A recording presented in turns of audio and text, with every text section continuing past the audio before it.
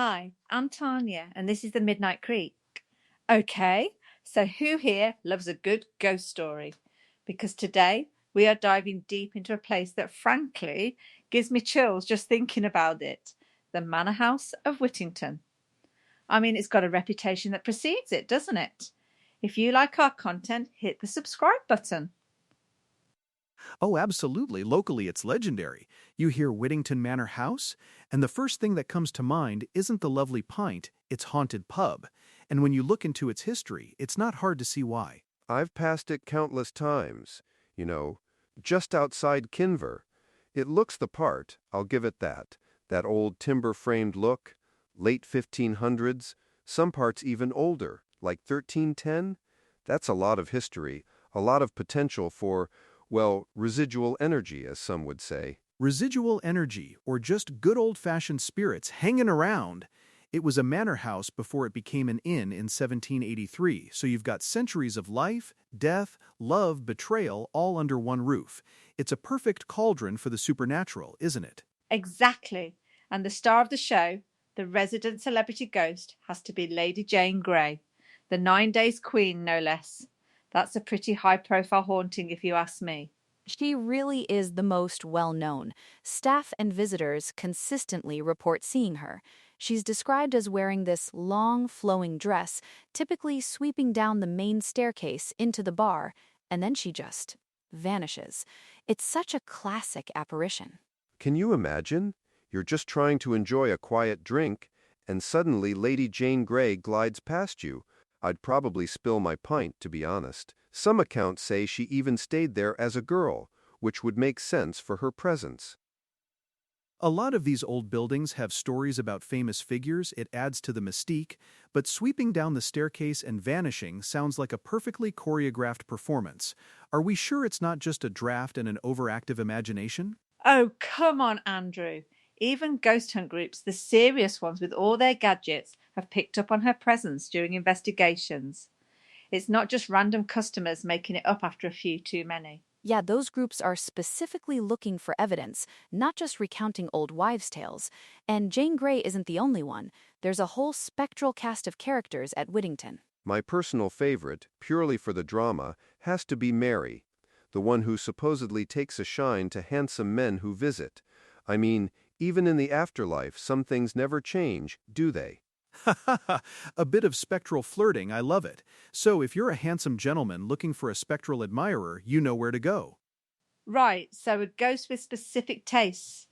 That's a new one. How do they even report that? Is there a questionnaire for ghostly advances after your visit? It's more anecdotal, based on repeated observations and perhaps feelings reported by male visitors.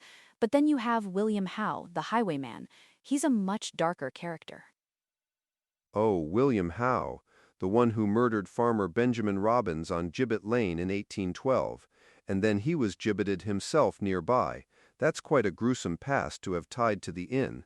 No wonder he's still reportedly seen there. Maybe he's still looking for loot or just lamenting his fate. A highwayman. That's proper historical horror. And a monk too, right? I heard about a monk. Are there priest holes in the building because that always seems to attract a spectral monk? There are indeed. He's been spotted inside near the old priest holes, which makes perfect sense. But the monk is also seen outside on the adjacent road. Drivers have apparently slammed on their brakes thinking someone was crossing, only for no one to be there. Okay, that's a bit more unsettling, causing a near accident because of a phantom figure. That's not just a fun parlor trick, that's dangerous. Could it be a trick of light, or maybe just drivers being startled by something else and attributing it to a ghost? Possibly, Sarah, but when multiple people report the same thing, in the same spot, over time, it starts to add up. And speaking of sad stories, there are two others often picked up by paranormal groups. Charlotte, just 4 years old, and Margaret, an old maid. Those are the kind of spirits that really tug at your heartstrings, you know? Oh, a child ghost always gets me. The innocence, the tragedy. It makes you wonder what happened to them, why they're still there. It's so much more than just a scary story. It's a piece of human history frozen in time. And the fact that paranormal investigators specifically pick up on them means there's some kind of consistent energy or communication. It's not just general creepiness, it's specific entities with names. So we've got Lady Jane Grey, a flirtatious Mary, a murderous highwayman, a monk, a child, and an old maid. Sounds like a full house. Are there any other notable residents we should be aware of before we get to the truly physical stuff? Oh, there's a big one, arguably the namesake. Dick Whittington himself. The legend says the three-time Lord Mayor of London returns on summer evenings. And get this, there are stories of a black coach with the Lord Mayor's crest being seen traveling between the inn and the old Kidderminster Road. A spectral carriage? That's amazing. It's like a grand ghostly procession. Imagine seeing that roll by. That's not just a fleeting glimpse, that's a whole event.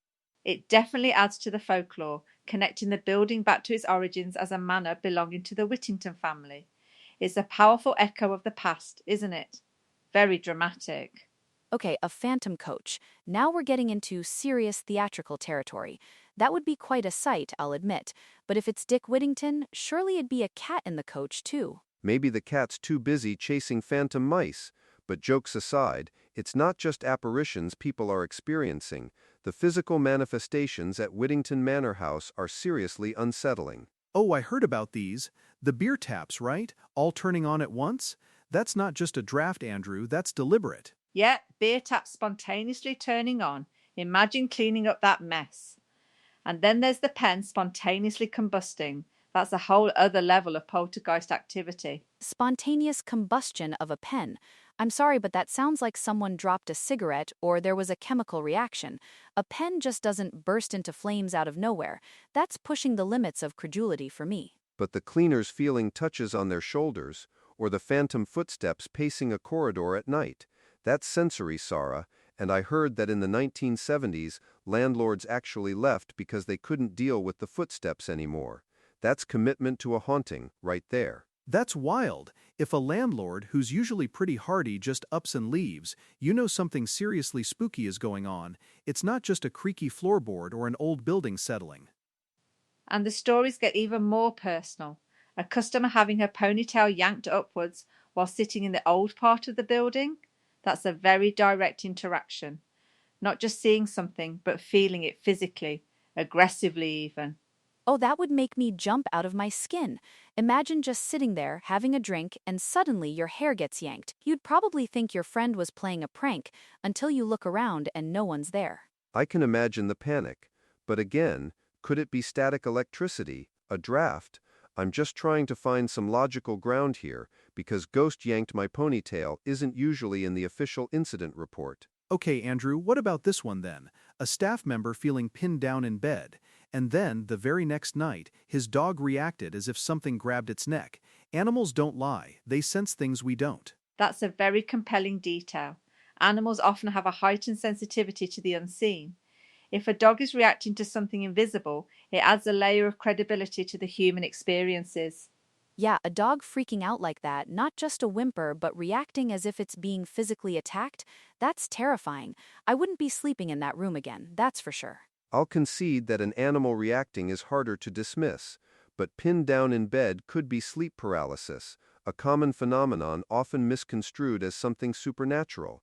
The mind plays tricks when you're half awake. Sure, but coupled with the dog's reaction, it feels like more than just a trick of the mind. And you know, even the deputy manager back in 2020, he didn't claim to have dramatic personal experiences, but he did confirm that ghost groups regularly report these names and that customers still see things, especially on the road outside. That's a strong endorsement coming from someone who works there daily and isn't prone to exaggeration.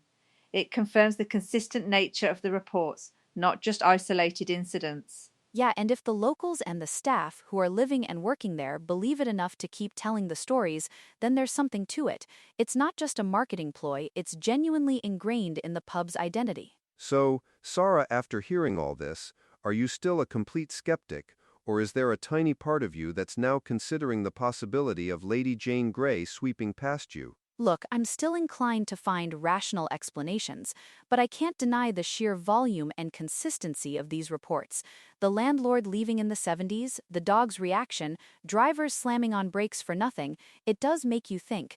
I'd certainly be more aware if I visited. That's a start. It's such a fascinating place because it perfectly blends history, tragedy, and unexplained phenomena.